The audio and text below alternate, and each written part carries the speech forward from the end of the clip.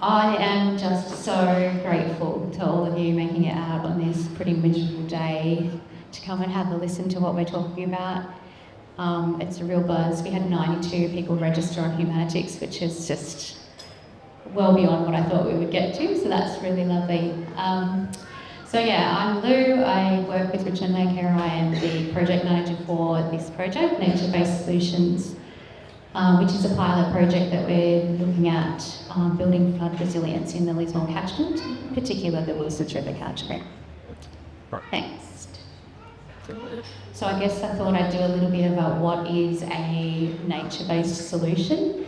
And really, there's quite a few definitions out there. I've gone with this one, which is the international definition, and it's really about using nature and ecosystem function to mitigate impacts for society, for people, for impacts that previous government legacies have led to in terms of the impact that we've had on our global structures.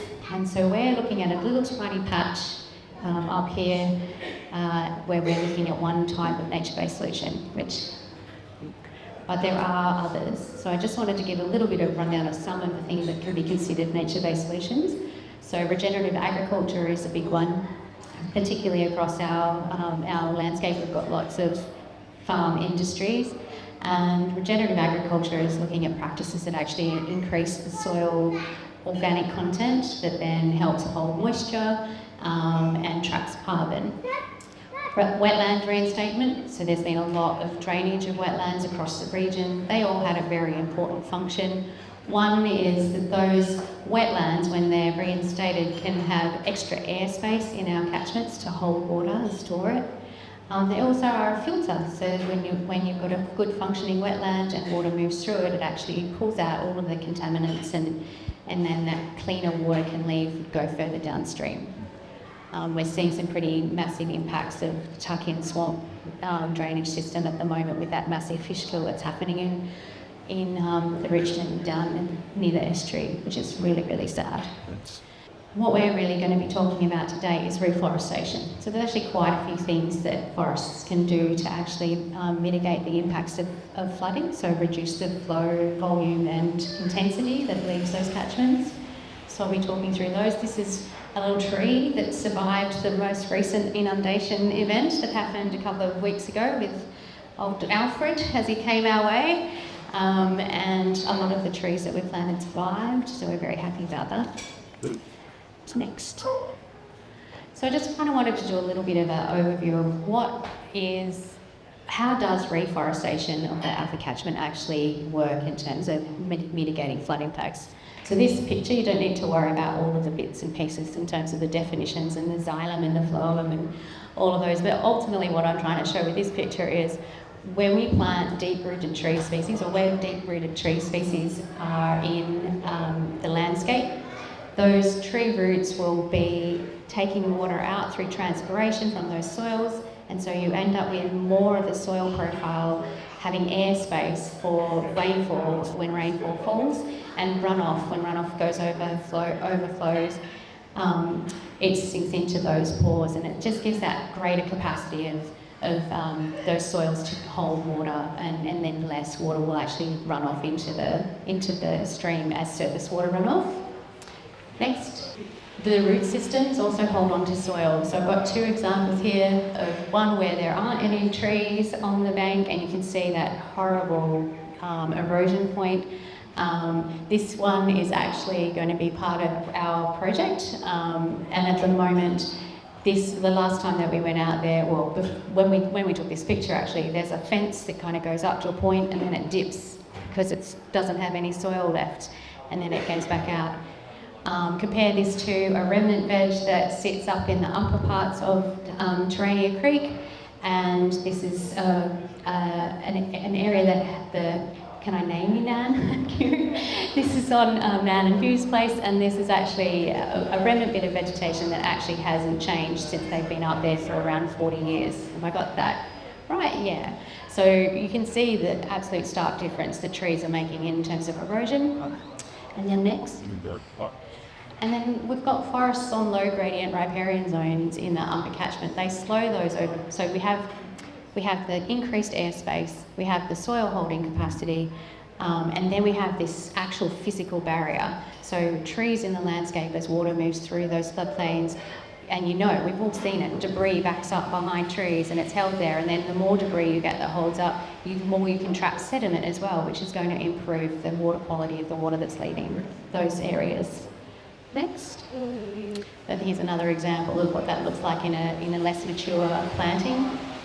Next. And this is my favourite picture at the moment, and I'm showing it to everyone. This is a tiny little tree that's been planted under our project, and this little tree, you can see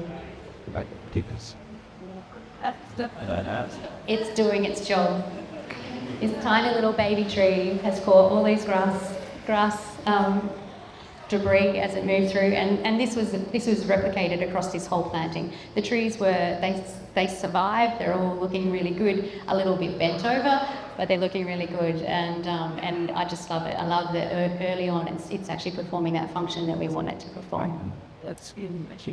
So the project, so as I said, nature-based solutions building flood resilience in the Lismore Catchment is funded through an initiative that is an Australian government initiative called Disaster Ready Fund, and that is administered through, so the National Emergency Management Agency provided that funding, and they administer it through Reconstruction Authority. I really want to acknowledge, and I know that Hetty already did, but this project this proposal was pulled together at a very grassroots level, and it came off the back of years and years and years of discussing how vegetation can actually impact flooding, and there's so much knowledge in this region around this. So when the proposal opportunity turned up, it took a team of 4 people to pull all of those years worth of discussions and knowledge, and to 2 weeks it took them to pull it together, but it was off the back of all of those discussions. And then there was also input from regional agencies and universities, and so it's quite a big and beautiful comprehensive sort of project pilot, which I'll talk about a bit more. But basically the premise is that reforestation of low gradient riparian areas will reduce the volume, intensity and frequency of flooding in the lower catchment, and also will reduce that erosion and sedimentation of our streams. Thanks. So as I said, it's a pilot, and as a pilot, the role of this project is actually about collecting evidence to demonstrate the impact that, I just realised I'm totally in the way, aren't I? So we're collecting that evidence. So we want this project as a pilot to demonstrate how well vegetation can reduce the impacts of flooding from the upper catchments where most of the rain falls, and reduce the amount that actually feds down to our floodplains. And I'd just also like to note that when the recent event came through, the Alfred event, there was a lot of discussion around the Lismore levee bank. And there was a lot of discussion around whether that would hold or go over, and it was a really big, I mean, I live in Lismore, I went for walks around that time in the CBD, people were clearing out their shops, it was a really, really big deal. But most of the region is not protected by that levee bank. And actually people were very severely impacted by Alfred when they're not protected by those levee banks. And so that non-protected kind of regional area from a moderate flood, it ended up being, are the people that we're really working to develop this project to support. So as I said, it's a pilot. So it's an experimental design. And I'll talk a little bit more about how we've chosen sites and what the approach is. But ultimately, we're just looking for 25 hectares to tell the story. We're selecting sites that can be monitored. We're developing up a model, because obviously the life of the project, and this is kind of a very common thing across all of NRM, is that we get project funding cycles, and this is a 3-year project. But obviously the full potential of these trees isn't going to be realised until decades, but you know, way more than the life of our project. And so we're developing up a model, and there's a classic thing, is like all models are wrong, but some are useful. In this case, this will definitely be the tool that we use to tell the story. So we've got a range of things that we're doing to calibrate those models on ground so that we can be comfortable that we know that the outputs that that model is showing us we can believe. We really need to make sure that the model that we've developed for the upper catchment creeks that we're working on is able to talk to, and what I mean by that is Lismore Council has a flood risk model that they have developed. At the moment, it's just for the urban area. They are talking about extending it up into the upper reaches of the catchment. But we've been told basically that we need to make sure that the outputs of the work that we're doing can be run as scenarios through the work that Lismore Council is doing with their flood risk model. And if we don't do that, and if we don't bring them along for the ride, then there's likelihood that they would dispute the work that we've done. So we need to make sure that we're keeping them as part of the journey the whole way through. So the modelling is a pretty big component of demonstrating that this approach to flood mitigation as an option is feasible. So how did we decide to select? How did we select our sites? So we had a workshop with quite a few esteemed people in July last year, where we talked through what was the best way to approach this given it's a pilot. And we all agreed that even though we all know that camphor laurel and privet and woody weeds are not preferred in our landscape, even for the purpose of this project, which is about demonstrating that hydrological objective, it really isn't worth our while going in there and managing those woody weeds. So we're choosing areas where we've got cleared land, or maximum, not completely cleared, but as cleared as possible, so that we're actually planting into pasture basically, or herb sorts of weeds. And we also just needed it to be near a named waterway. We couldn't kind of get up into things, we needed to contain it to a smaller area. Next. So this is a bit of an example of how we chose the sites that we chose. So the premise being that the low gradient areas within the catchment are where we want to plant these trees. This is a contour map of Tunnable Creek.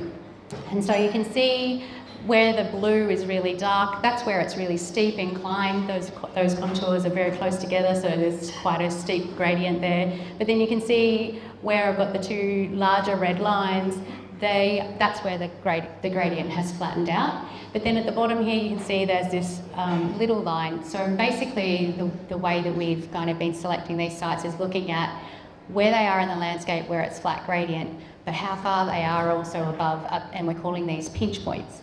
So the pinch point is basically a point where the flow is going to be constrained back into the creek. And so what we're hoping to do with this is to take advantage of the backing up that would have, having that pinch point. So water automatically sort of backs up behind it, but then we're increasing the capacity of that flood plain behind those pinch points to actually hold and store the water. Next. We're not just looking at over bank flow, we're also looking at sites where we're getting surface runoff from those hills. So these two are on Branch Creek, and one of those has actually got a small wetland that we're remediating as well, which is pretty exciting, using different types of species for that. But yeah, so we're looking at where riverbanks are impacted by over bank flow, so where that gradient flattens out, the water automatically kind of spreads out across the floodplain, and then where we can see some definite improvements in bringing, and that's where that little baby tree was actually here. So it had actually picked up that grass from that runoff. Next. So this is just a quick, we didn't want to kind of like name everybody, but we've identified about 75 hectares that would be suitable for the project. And at the moment what we're doing is we're visiting landholders that are interested in being part of the project and getting them signed up. There's a couple of them here, which is exciting. Next. So I'm pretty much almost finished actually. So we've started. We've got some on-ground works. We've planted almost 15,000 trees, which is exciting. And as I said, we went out and had a look how they all fared after the floods, and we have had another big planting since the flood. We've got a very high success rate.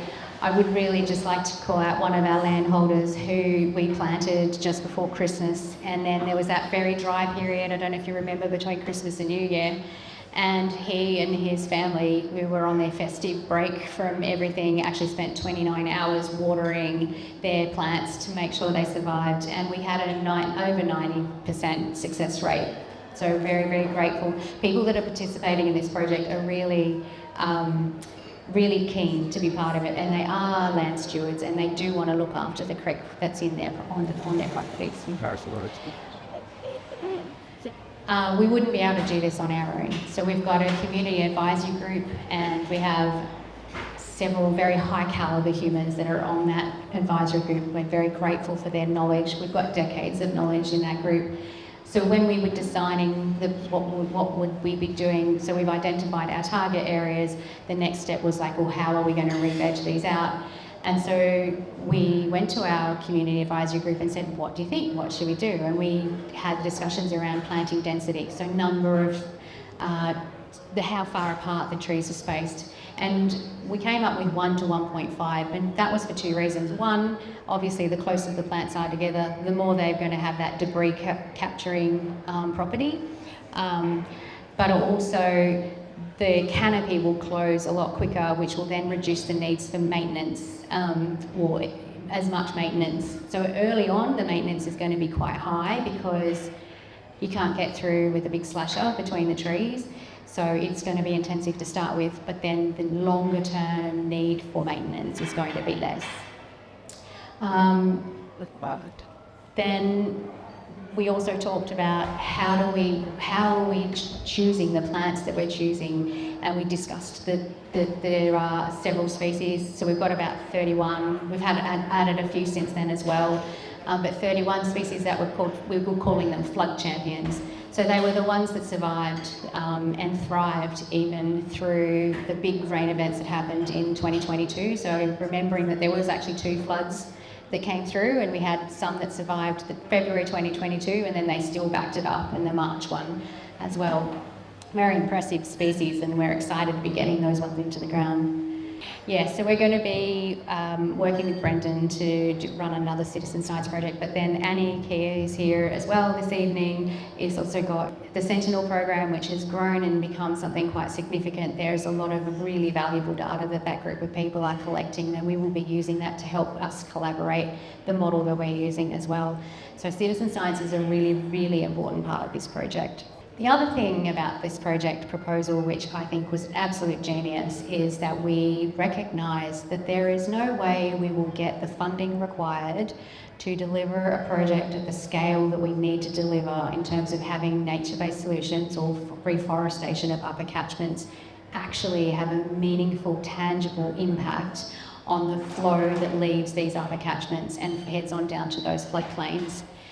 We need it at a landscape scale, and if I can give an example of like why we know we won't get enough funding. So at one of our sister projects, so through North Coast Regional Landcare Network, they got $5 million to do a whole bunch of things. It's a project called Caring for Catchments. They ran an expression of interest process where they had $1 million or $2 million to put out to projects, and they were oversubscribed by $14 million. They had $16 million worth of projects proposed to be funded, and there's just not enough money. There's so much, people are really, really wanting to get this type of work done. People are really interested in improving the health of our waterways, but we just don't have the funding. So one of the ways that we're proposing that we're going to try and deal with that is through environmental markets. We need to, I'll just add another thing. Land clearing was a legacy of previous government policy, and land rehabilitation is very expensive. Oh, have I? I didn't think I was going to go for that. So when landowners know that their patch is dodgy and needs to be fixed, it's an expensive exercise. So how do we make it worth people's while to actually be able to do this work and be able to afford to do this work? So we're looking at environmental markets. Specifically, we're looking at developing a carbon credit method for the region and a biodiversity credit method for the region. we've had lots of conversations. Do you want to flick through? There's a lot already going on in this space. It's actually strike while the iron is hot, I feel, with this one. So there's a lot of work that's been happening in Queensland. First, it started with the barrier reef credits, which is rewarding landowners for reducing their runoff in terms of pesticides and nutrients that leave those catchments. Off the back of that, an organisation called Terrain NRM have been developing the cassowary credits, which is looking at wet subtropic forests and doing a similar sort of credit method to what we would like to do here. And I just would like to add, the principle for us is that it has to be a positive credit methodology. We aren't going to be asking investors who are doing something bad somewhere else to be able to come here and go, oh, that doesn't matter now because we've got this biodiversity credit. We're not interested in participating in that. It has to be because they want to do the right thing. And I don't know all of the nuts and bolts of environmental markets. I'm learning very, very quickly, but it's a very exciting space, and I feel really hopeful that this is going to be a really tangible way that people can afford to run projects like this. And then citizen science, I'm going to defer back to Brendan because he's going to talk about, but as I said before, it's a really, really important part of our program of work. So that's me.